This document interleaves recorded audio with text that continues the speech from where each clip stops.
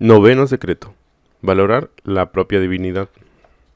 Hay solo dos maneras de vivir la existencia. Una es pensar que nada es un milagro, la otra es pensar que todo lo es. Albert Einstein. En los rostros de los hombres y las mujeres veo a Dios. Walt Whitman. Usted es una creación de Dios. No puede separarse de aquello que lo creó. Si puede pensar en Dios como en el océano y en usted como en un recipiente, es posible que le resulte de ayuda en los momentos de duda, o cuando se sienta perdido o solo. Recordar que usted es un recipiente de Dios. Cuando usted sumerge su vaso en el océano, lo que saca es un vaso de Dios. No es tan grande o tan fuerte como Él, pero sigue siendo Dios. En usted, en cuanto usted se niegue a creer otra cosa, dejará de sentirse separado de Dios. Piense en una gota de agua del inmenso océano que se ha separado de su fuente. Tras separarse de su fuente, esa gotita de agua acabará por evaporarse y regresar a ella. Pero la cuestión es que, mientras permanece en forma líquida y desconectada de su fuente, pierde la potencia que caracteriza a esta última. Esa es la esencia del secreto de valorar siempre la propia divinidad. Mientras está usted separado mentalmente de su fuente, pierde toda su potencia divina. La potencia de su fuente, exactamente igual que la gota de agua, también usted cambiará de forma y a la larga retornará a su fuente. En la medida en que se sienta desconectado de Dios, perderá la potencia de su fuente, que es la potencia ilimitada de crear, de ser milagroso y de experimentar la alegría de estar vivo. La gota de agua, desconectada de su fuente divina, simboliza nuestro ego. ¿Qué es el ego? El ego no es más que una idea que usted lleva consigo a donde quiera que vaya. Esa idea le dice que usted es la suma total de todo lo que posee, de todo lo que hace y de todo lo que es. El ego insiste en que usted es un ser individual, que su personalidad y su cuerpo constituyen su esencia, y que usted se halla en competencia con todos los demás egos, para llevarse a su parte del pastel, que es limitado y finito. Por tanto, afirma el ego, debe usted ser cauteloso con los demás, que también desean todo aquello a lo que considera que tienen derecho. En consecuencia, el ego le lleva a creer que todo momento hay enemigos de los que resguardarse.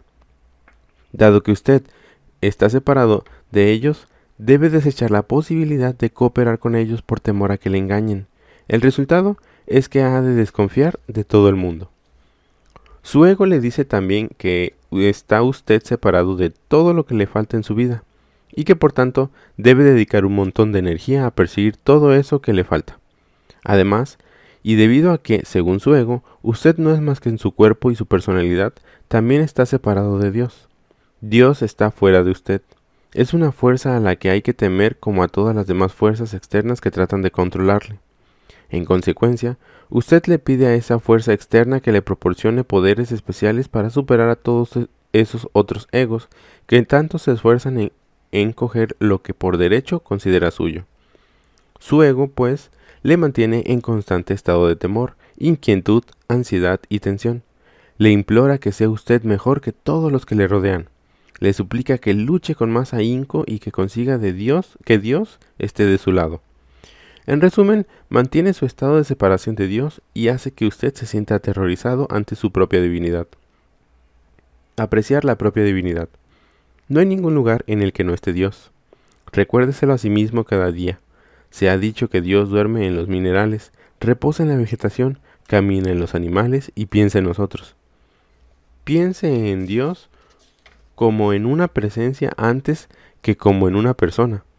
Una presencia que hace brotar una semilla que impulsa las estrellas a través del firmamento y a la vez impulsa los pensamientos a través de nuestra mente. Una presencia que hace crecer la hierba y al mismo tiempo hace crecer las uñas.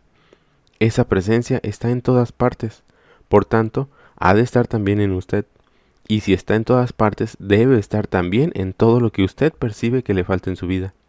De alguna forma inexplicable, usted se halla ya vinculado a todo aquello que le gustaría traer a su vida, a través de la presencia de ese espíritu universal y omnipotente que denominamos Dios. Puede que haya leído usted algo acerca de un gran santo de la India llamado Sai Baba.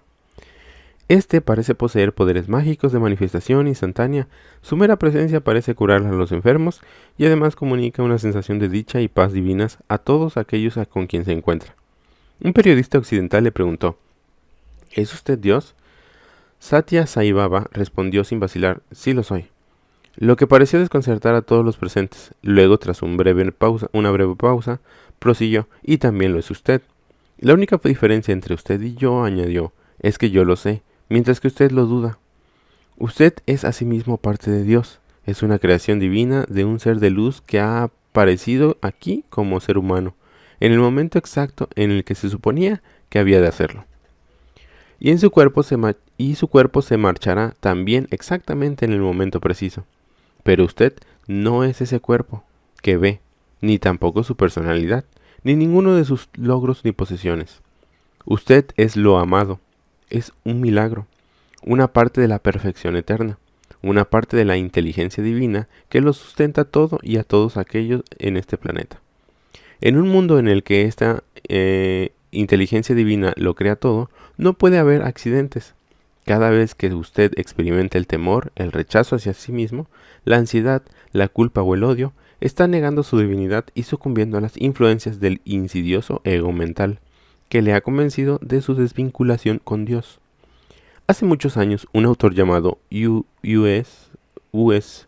Anderson escribió un estimulante libro titulado Tres palabras mágicas. En él, Anderson nos hablaba de la capacidad de convertirse en un obrero del milagro y de vivir el ideal de la promesa que hizo Jesucristo. Incluso los más pequeños de entre nosotros pueden hacer todo lo que yo he hecho y aún cosas mayores.